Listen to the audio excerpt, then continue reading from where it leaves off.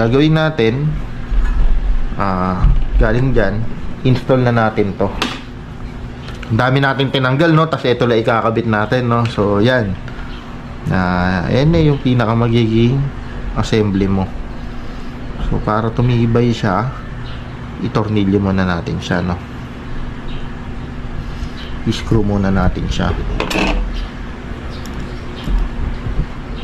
para nakapix na siya dyan. Okay, tapos kailangan nating ilatag tong wire, no? Paglalatag ng wire ako, inuuna ko yung payat lagi dun eh. Yan.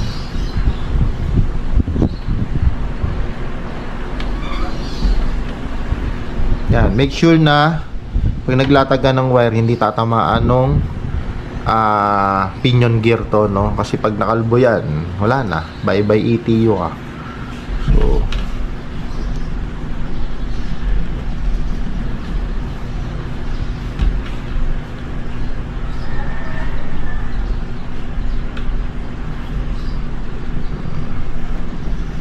siyempre kailangan naka-proper align lahat, no?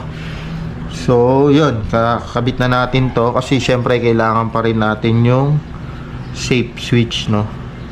O yung latch nung safe.